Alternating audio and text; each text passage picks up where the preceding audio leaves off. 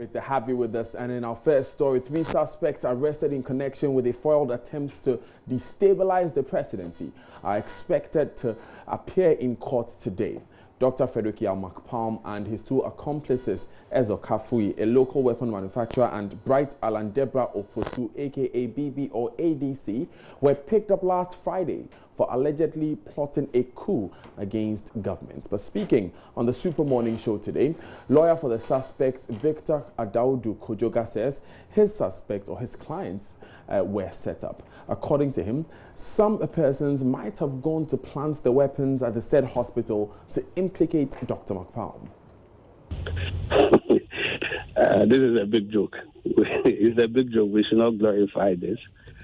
I can tell you on authority, whilst I was there and the statement were being taken by him when I was present and the others who have been arrested, who are in the BNI custody as I speak now, there has been no exhibit shown that we have found ADC. There has been nothing that has been shown. My client and the others who have been arrested, yes, he's a doctor.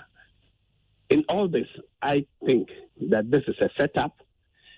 Some sack was put in his generator with some guns. When the agencies went there, that under the guise that they are going to search the premises, they went there and went straight to the generator to pick the sack. So who put the sack there? And I can tell you also that, yes, they went to his house. And when they went to his house, they did not find anything. So if he's suggesting that things has been found in the house, guns and others, I think that I haven't seen any, nothing has been shown that this is what we have found in your house. And I can tell you, some senior military officers had also been picked up because they have a relationship. It is true that there is a platform that my client has been very vociferous that the way the country is going with the politicians and others, I think they are not doing what is expected. And the youth should be sensitized and know that they need to take their destiny and rise and say, no, we will not allow the politicians to go the way they want to go. I think that is not what to say radicalize. If that is the way of mobilizing people for a coup, should it be on social media where people can be identified and they speak their mind? Meanwhile, the Ghana Medical Association has dissociated itself from the operations of the key suspect, Dr. Frederick Yao-Macpalm. According to the Executive Secretary of the GMA, Dr. Justice Yankson, the suspect, his name is not on the records of the association. Say this with a bit of caution, but our initial checks do not seem to confirm his membership on our register. Because yesterday was also a holiday, we haven't been able, this matter just broke basically over the weekend. Yesterday was a holiday. We haven't been able to close all the tabs. We need to have some consult with the Medical and Dental Council as well to establish his record as far as medical practice in Ghana is concerned. But on the association level, at this particular moment, our initial checks have not confirmed his membership. But we are still doing further checks. And then as and when we are in a better position to confirm or deny his membership of the association, we'll be in a better position to tell. Now, stockpile management, according to security experts Dr. Kwesi Ening, remains a major challenge that must be addressed. He fears any failure on that front compounds the security threats to the country. The core of the issue relates to the availability of what people have termed, or Dr. Chambers has termed, West Africa's weapons of mass destruction, the small arms. How are these locally manufactured guns available? How many of them are in circulation? How many of them have been registered? How many people have it? The second relates to the industrially manufactured guns. That is the AK-47s. How did they get into people's hands? Where did they come from? What are their registration numbers? Where can we track them to? And the most fascinating for me relates to the improvised explosive devices. We know that Ghana for several years has been the world's lead or Africa's leading importer of industrial explosives. Once more, what is the nature of stockpile management? We know that a couple of months ago, there were thefts in some mines relating to specific parts that are used for IEDs. So, for me, I'm looking beyond the hula baloo and asking myself the really tough technical questions that we need to ask. Because if we don't resolve the leakages or we don't get a grasp of where these guns might have leaked from, who were those who were part of the leakage, probably it was incompetence in terms of the management of the warehouses, then we need to begin to plug the holes. Until we do that, I think it will just be talk and will not have contributed to reducing the reputational damage to Ghana as a stable country. Information Minister Kujo upon Nkrumah is however confident the court will be in the best position to clarify all doubts and questions surrounding the latest development. He spoke with me on the Super Morning Show. The government is informed by state security agencies, including Defense Intelligence under the Ghana Armed Forces, the Bureau of National Investigations, and the CID, that they have conducted a successful operation, which has led to the arrest of some persons and the seizure of some arms, ammunition, and related items. And that this was occasioned by some surveillance they have conducted over the last 15 months, following a group of persons who have been, from the brief they give us, plotting to use unlawful force to seize the reins of power or to seize the reins of government and literally to overthrow the government. They inform us that as part of their surveillance, they have evidence that includes audiovisual evidence of some of the engagements that these persons have had, the details of their plot, the kind of installations they intend to, may I say, attack or take over as part of this enterprise that they are informed in. And they are satisfied that it is not just a conversation passing by, but it is a credible plot that these persons were putting together. These prime suspects and then elements in the military who they invited and co-opted into their plot. And let me just add that as I speak to you this morning, the updated brief I have is that some military persons have also been arrested, including at least one officer, and are being interrogated in connection with this enterprise. So the first thing they inform us of is that they have evidence of a conspiracy and a plot, a detailed one at that, an elaborate one at that. The second is that they inform us that these persons were not just plotting, but have moved a second step of gathering instruments or weapons and manufacturing some for purposes of this plot. And I think some of those, they inform us that they retrieved as part of their operation or their raid, which they... Let's stay a bit longer on this because some residents of Alajo, an Accra suburb where a cache of arms and weapons were reportedly retrieved from a hospital, say they are still shocked by the revelations following a security raid of the area. A combined security team, which government says moved in upon tip-off, retrieved a number of arms including locally manufactured pistols, smoke grenades, magazines and a knife. The items, according to government, were part of a grand plot to carry out a plot to destabilize the country. Residents say they are still yet to come to terms with events of Friday as they give vivid accounts of the security operation. Komladum has been speaking with some of them. Okay, but time being I didn't see it. Then I who Best around 8 to 9 more no more. And yeah 9. Okay. And yeah wa hanu na you say soldier for be go hanu. Military police for MP. Be go ha bebre. E na be wura hanu mo. Enti see na hanu mo ye amanfo be go hanu mo. After now quite say obi aka ye hu all of a sudden because doctor now one man for respecting pa ye nim say patients no show on mo ayare for no ye dey show on mo and all of a sudden now you say military police for soldier for na be gu anu bebrebe nje ka se bi na wo mu ni pe bi na ye dey eyare na o ma rush no to sa clinic on no nti on man you so mo san so after reinforcements omo do mo ba no soldier for ankasa anya military police for anya omo a red we dey real soldier we ma be gu abebre ni tuo ne nyamanyama mo asara won anyina enti ye on ma be say omo nya omo 2 hours 3 hours so okay ti on man ye te say ye ti hu say o daily sabe drugs cocaine bombs and weapons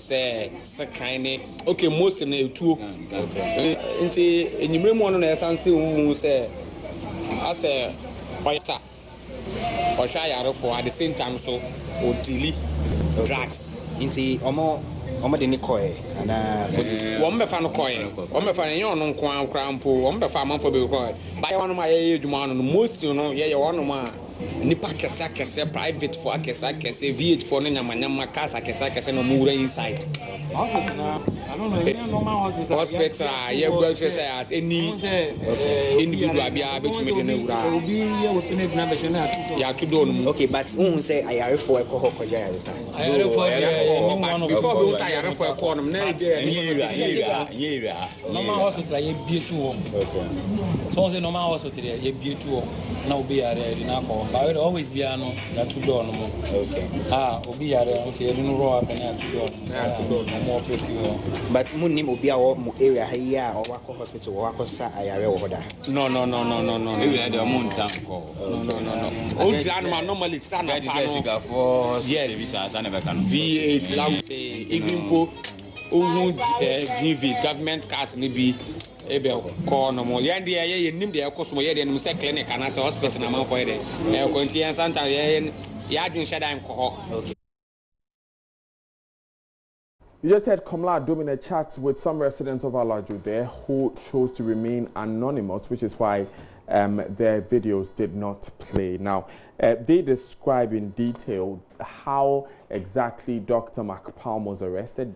They said they were just there, and then some military police personnel with the red caps went into the Citadel Hospital, spent some time there, after which some full-fledged military personnel went to join them. The entire operation took about 2-3 hours, after which Dr. McPalm left there.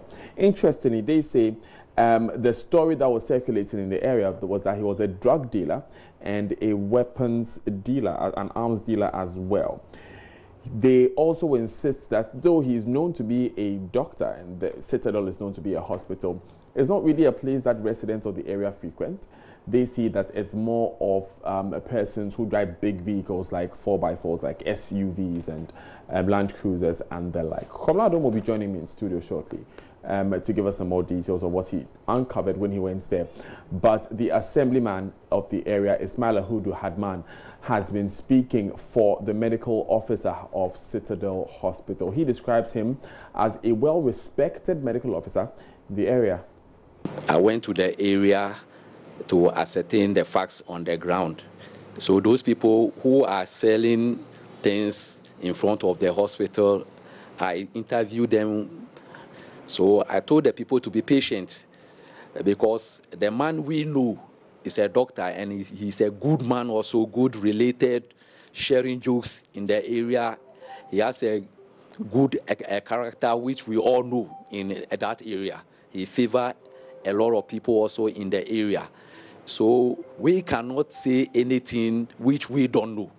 So we are patiently and waiting for outcome of the event. Does it come to you as a surprise? Because you just mentioned that this is a man you know, he's a good man. I mean, you guys relate to him very well. So does it come to you as a surprise that he is being reported to have been involved in stockpiling arms, for example?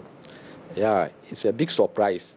I would say a big surprise, because we all know that the premises is hospital, and if you go in there you see that patients, some of them was admitted, the nurses are there working on them, normal general hospital, which we all know, and it's a story building.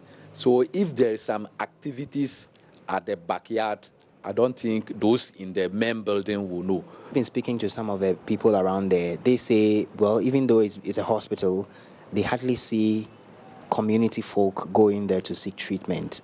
They only see big vehicles drive in and drive out, but they do not know exactly what goes on in there. What happened is we all know that the doctor is a good doctor, which the people in the vicinity are saying about him. So we know big men also in the area who attend hospital there, because I once went there and visited a friend also who was admitted. So when it is hospital, by all means, you expect that, vehicles will be conveying people to the hospital.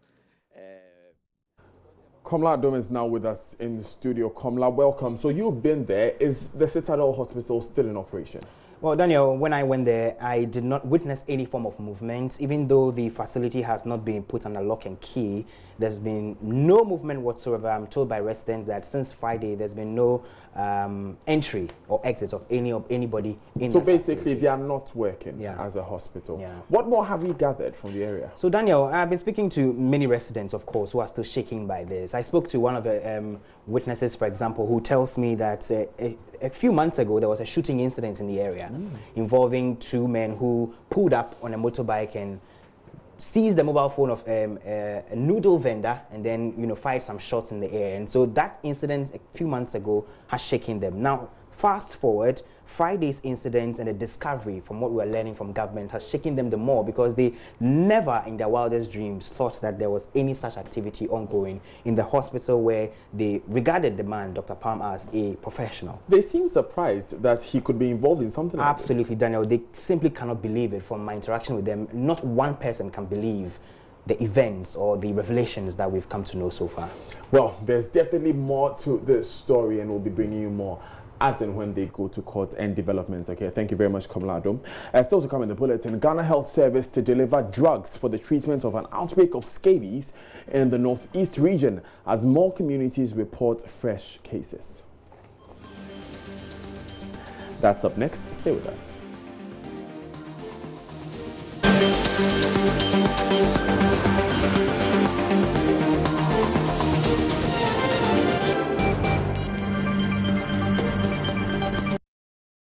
Thanks for staying with us. Now, some affected communities of the northeast region,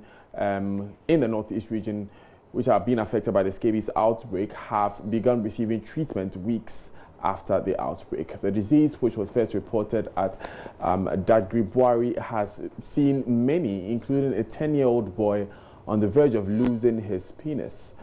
But about 16 communities can now hear a sigh of relief as health personnel in the region have begun administering drugs to these affected persons, though we do not know when the vaccines will be made available.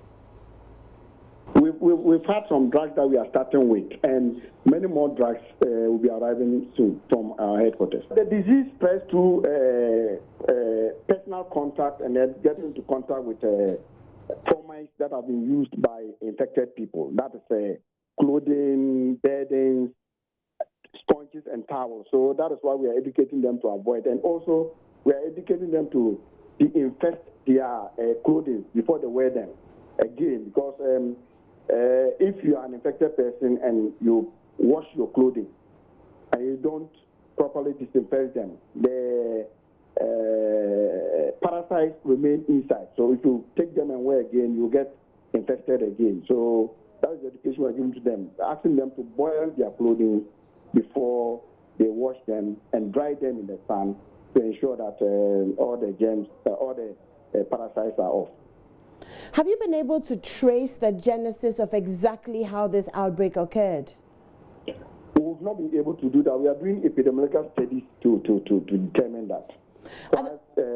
We do the treatment. They are all going alongside.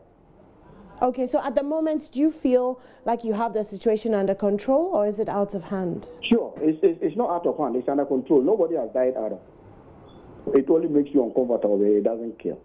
Okay, and with the medicines arriving today, hopefully it should be much more controlled very soon, right? Yes, yes. Now, residents of South Dai in the Volta region on Tuesday morning burnt tires and blocked a major road in Peve to protest the deplorable state of the district's road networks. The demonstration was to impress on governments to resume construction works on the Peki-Hohoe stretch, which serves as a major haulage route for food and other commodities. This follows a social media campaign hashtagged Fix Abandoned Volta Roads, seeking for government's immediate action on deplorable roads in the Volta region. The convener of the group, Joshua Edem Tete, has been speaking to JoyNews on the rationale behind the demonstration. Especially because of the bad nature of our roads, especially the Eastern Corridor Road. The road is in a bad state. If you look at the road, it will take you about so many hours to get to wherever you are going. Now, these roads have been awarded by the previous government. When there was a change of government, there was a contract auditing, so the roads were stopped. Now, it has been almost 2.5 years now. The contractors were not brought back to site. So we are calling on the government to bring back the contractors on site. The roads is affecting our economic activities, our social life. So we are begging the government so that they come on board and help us and bring the contractors on board. We are begging them. We are begging them. Fred Kwame Asare joins us with more. Fred, good afternoon. Are they still on the road? Fred, are the demonstrators still on the road? Good afternoon, Daniel. I can hardly hear you. Kindly repeat the question. Are the demonstrators still on the road? No, they are at the moment. They've ended their activities on the road as we speak. So, did they present a petition? Yeah, they were about presenting a petition to the DC of Southline, but then they were told that the DC wasn't in their office, so they couldn't present the petition. But then they just addressed the media to lay their grievances to the presidency through the media, which is they want government to come and fix the road, especially the Peki-Hohoe road, which is the major road in the Volta region where food items are transported from the northern part of the region to the southern part of urban market. Take us through some of the activities that have led up to this demonstration. Well, this actually started with a social media campaign, which is fake Volta roads now, where residents took to social media to express their grievances with regards to bad roads in the region and then roads that have been abandoned. Their issue is that the bad roads are affecting their businesses where they are unable to transport their farm produce to the market centers. Or others who also work in the formal sectors are also saying that they are unable to use their vehicles on the roads to their workplaces with regards that anytime they fly the stretch, their vehicles suffer damages, as in their ball joints, their shocks get damaged, and then they have to spend much money on the repairs of their vehicles. So this was what brought about the demonstration earlier today. And I should also say that the residents blocked 3 main access roads into Peve. That is one coming from Ho, and then one from Peki, and then one from the Pando or Hohoe stretch. So there were no vehicular movements at the time when the demonstrations were ongoing. That must have been serious considering the economic activity that goes on in the town. Yes, sure, exactly. Though today is a market day in Peve, and people were going about their usual trading activities. I should say that the demonstration exercise brought a halt to activities in the area on Tuesday morning. Were residents disgruntled, or they agreed with the sentiments that the demonstrators were putting forward? Yeah, some of the residents actually residents were part of the demonstrators. Some traders also joined in and then also shared their grievances. Some told me that due to the state of the road, they are suffering waist pains, and then they are unable to perform their wife duties in bed. So their husbands have left them. And then also the state of the road is affecting their business, where they are unable to pay for charges or fares, transport fares charged them by drivers due to the state of the bad roads. They've increased their fares. If they are the normal fares they are supposed to take, they don't take that. They've increased the fares, so it's actually affecting their businesses and then their livelihood as well. Some also told me that they've suffered miscarriages traveling on the stretch due to the bad state of the road. Thank you very much, Fred Kwame Asare. Away from that story, and her father was HIV positive, but for fear of stigmatization, kept his status secret from everyone, including his wife. Whilst he secretly took medication, he kept having unprotected sex with her. He took his secrets to the grave, and Aisha, not her real name, is a product of that affair. She now bears the brunt of that decision.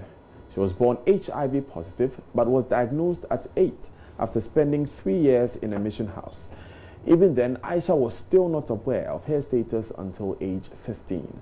Faustina Safo has the rest of the story in our latest Hotline documentary, My Status. Aisha's fate was decided at birth. Both parents had HIV, so Aisha was born HIV positive. At age 3, Aisha's father died. Her mother relocated to a different town, leaving her with her aunt in Kumasi. I'm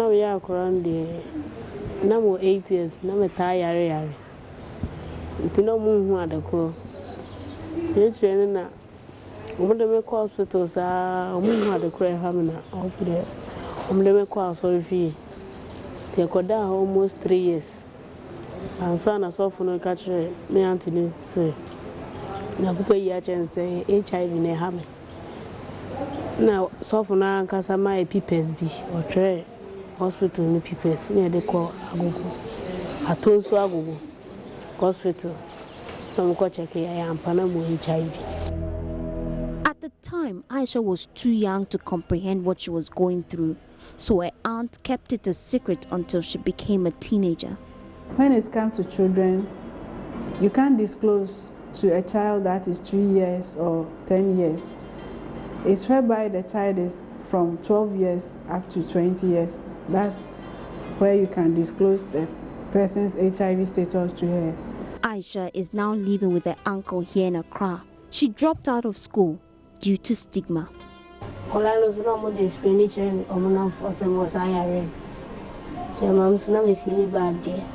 of what says I am, so much as the problem we do, Capra, and in Ghana, the first case of HIV was recorded in 1986. Since then, the number of infected persons have risen steadily.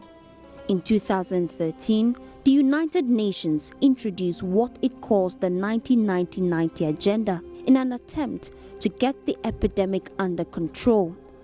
The idea is that by 2020, 90% of people who are HIV infected will be diagnosed. 90 of those diagnosed will be on antiretroviral treatment, and 90 of those on treatment will be virally suppressed, reducing the spread of the infection. Ghana is struggling to achieve the target. Director of the Ghana AIDS Commission, Stephen Treme Etwahene, explains why. So far, for the first 90, that which relates to know your status, we have achieved 66.5%. So all persons, 66.5% of all persons living with HIV in Ghana knows their status. Coming up in business, Ghana Statistical Service expected to present a petition to Parliament for a different pricing mechanism for food commodities. We should begin to think about how we can get our market sellers to get us prices based on the weight of the item rather than based on heaps and guesswork and seasonality moving forward. Details of that and more when Daryl joins us after this.